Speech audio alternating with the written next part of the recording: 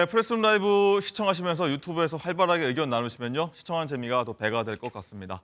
자, 정치권 이슈 저희 뉴스 핵심 관계자분과 함께 하도록 하겠습니다. 안녕하십니까? 안녕하세요. 안녕하십니까? 자, 어제 더불어민주당 이재명 대표가 부산 가덕도 피습 현장에 동행했던 기자들과 비공개 간담회를 가졌습니다.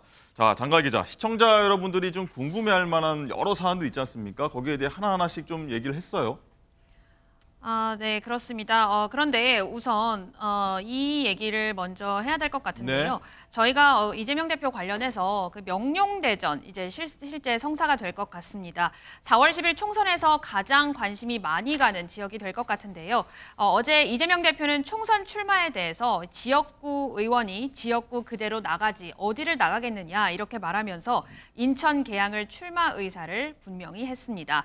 또 원희룡 전 국토부 장관이 이 대표가 출마 지역을 바꾸게 되면 따라가겠다는 발언을 했다는데 이에 대해서는 왜 나를 따라오느냐 이해가 안 된다 이렇게 언급하기도 했습니다. 네, 이 이재명 대 원희룡, 원희룡 대 이재명, 사실상 성사가 된 건데 정호김 의원님, 일단 인천 계양을에 이제 원희룡 선수를 상대로 이재명 대표가 링에 오르겠다 이렇게 좀 투사표를 밝힌 거라고 봐야겠죠. 아니 근데 원래 거기가 이재명 대표 지역구고요. 네. 정확히 말하면은 이재명 대표 지역구에 원희룡 전 장관이 강력한 도전장을 낸 것인데요. 예. 사실은 그 전에 당 대표로서 총선 때문에 총선을 지휘하려면 지역구에 자기가 한정되어 있는 것이 조금 한계가 있지 않느냐 그래서 뭐 비례대표라든지 또는 심지어는 당개혁 차원에서 혹시 출마를 안 한다든지 뭐 여러 가지 안이 있을 거라고 많은 사람들이 짐작을 했는데 저희가 어제도 한 4가지 정도 시나리오를 한번 네, 짚어봤습니다. 계양을로 이제 나아갔다 그래서 본격적인 명룡 대전이 펼쳐질 것 같아요. 네, 강성필 부대변인은 어떻게 좀 뭐 얘기 정말 많이 나왔고 분석 뭐 많은 방송에서 했었는데 일단은 계양을 나가서 원희룡 장관과 붙겠다 선언한 겁니다. 민주당 쪽 반응은 좀 어떻습니까? 네, 저희 민주당에서는 최선의 선택은 계양 출마, 차선의 선택은 불출마, 네. 최악의 선택이 비례대표라고 말을 해왔거든요. 그런데 뭐 최선의 선택을 한 거죠. 그래서 뭐 원희룡 전 장관이 돌덩이를 치우겠다고 했는데 네. 저희 입장에서는 계란으로 바위치는 격이다. 네. 그리고 원래 이 지역은 전통적으로 민주당 강세 지역이었습니다. 그런데 원희룡 전 장관이 조금 전략을 잘못 세운 것 같습니다. 인천의 신년 할애식에 가서 한동훈 비대위원장하고 이렇게 손을 들고 마치 공천이 확정된 것처럼 얘기를 했는데 이거 매우 잘못된 겁니다. 기존에 당협위원장으로서 험지에서 고생을 하고 있는 후보가 있고 당원들이 있는데 이들을 무시한 결과로 받아들일 수밖에 없을 거거든요. 그런데 우리가 이재명 대표하고 전에 이제 이낙연 전 대표 사례를 보지 않았습니까? 이게 외부의 적보다 내부의 적이 더 무서운 겁니다. 험지에서 활동하는 당원들일수록 진짜 끈끈하거든요. 그래서 안 그래도 어려운 지역구에서 당원들이 결합을 제대로 하지 못한다면 더 어려운 상황이 벌어질 것이다. 이렇게 말씀드리겠습니다. 동의문 일단 이 부분에 대해서는 뭐 당연히 경선 치르겠다고 일단 밝힌 부분이기도 합니다. 공정하게 경선 치르겠다. 예, 그런데 지금 그 지적하신 부분이 사실은 좀 뼈 아픈 부분이에요. 예를 든다면은 계양을도 그렇고 마포을도 그렇고 경선의 절차를 밟아서 정말 강적을 상대로 해서 치열하게 싸우는 모습으로 이렇게 그 진행이 됐어야 되는데 한동훈 위원장이 마치도 공천이 확정된 것 같은 인상을 줌으로써 네. 기존에 거기서 활동하고 고생하는 분들의 좌절감과 소외감이 엄청날 거고요. 그분들이 혼자 활동하는 게 아니라 그 지역 위에 그 구성원들이 있을 거 아닙니까? 지지자들도 있고요. 이제 향후에 원희룡 장관이 그 지역에 공천이 된다면 그런 내부의 통합부터 아우르면서 상당히 그 원희룡다운 모습이 있어요. 예를 든다면 어떤 선거에서도 져본 적이 없다라는 거. 그렇죠. 그다음에 그 지역에서 이기면 명실상부한 대권 후보로 우뚝 서겠죠. 그리고 만에 하나 원희룡 후보가 석패를 하는 그런 상황이 온다 하더라도 사실은 잃을 게 없는 그런 상황이에요. 졌지만 잘 싸웠다. 그리고 정치공학의 차원에서 원희룡은 아는 게 참 많아요. 경험한 게 있기 때문에 이 지역에 이재명 대표를 꽉 묶어두고 전국적으로 총선 지휘나 활동을 못하게 한다라는 전략도 있거든요. 그래서 상당히 재미있는 지역이 될 것 같아요. 네. 일단 뭐 하나만 더 여기 언급하고 가자면 원희룡 전 장관이 온몸으로 돌덩이 치우겠다 이 도발에 사실 이재명 대표가 이걸 좀 안 받기도 좀 그런 뭐 도망가기 좀 애매한 뭐 그런 모양새 때문에 좀 고려하지 않았을까 하는 일각의 추측이 있는데 강성필 부대변인 당내의 어떤 반응이 어땠습니까?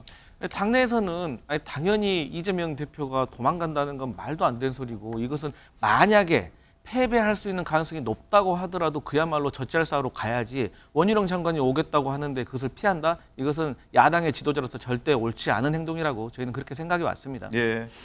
젖잘싸 얘기하셨는데 만약에 지면 이재명 대표는 끝나는 거예요. 그런가요? 예, 지켜보도록 하겠습니다. 자, 이건 변호사님. 네. 사실상 이재명 대표의 어떤 대결 수락이라고 좀 볼 수 있는데 원희룡 전 장관도 여기에 대해서 좀 입장을 내놨습니다. 그렇습니다. 어제 페이스북에 비장한 각오를 올렸습니다.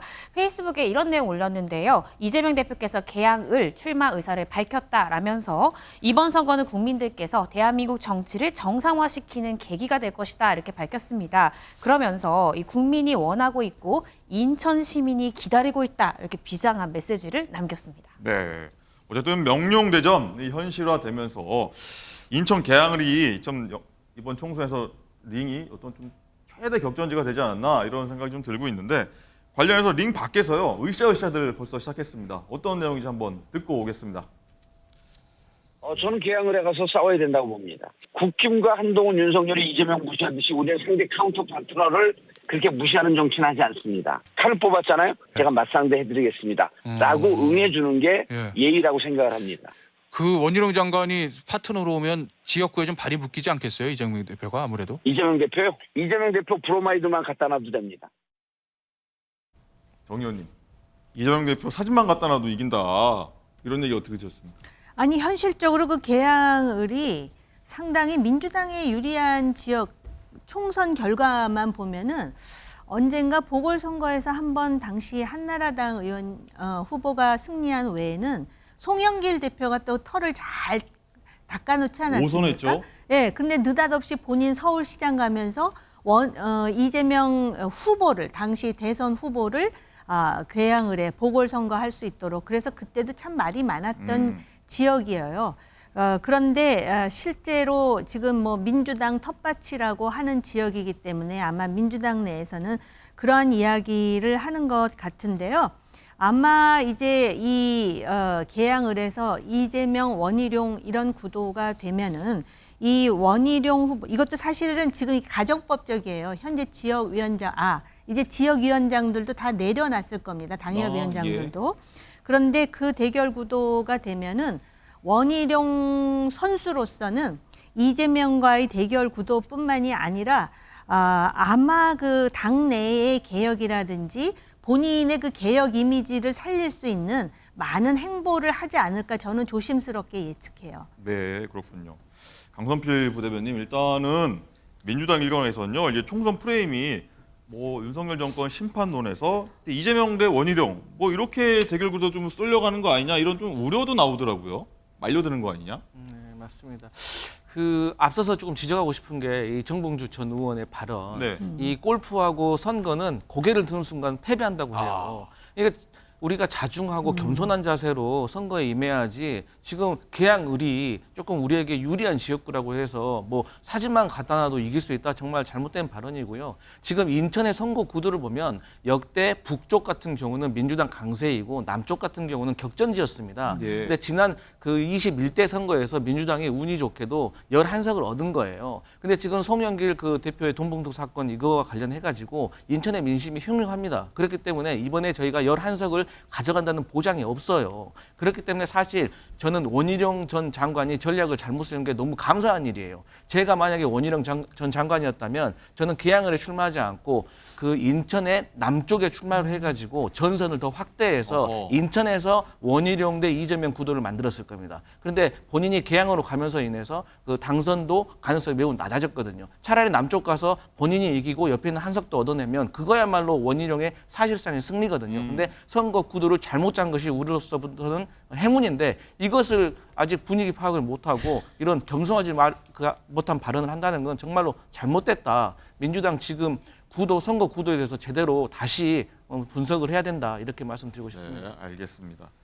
자, 그리고 오늘이요. 이제 피습으로 중단됐던 이재명 대표 형사 재판이 오늘 다시 재개가 됐는데 조금 전에 출석을 했다고 합니다. 이재명 대표가.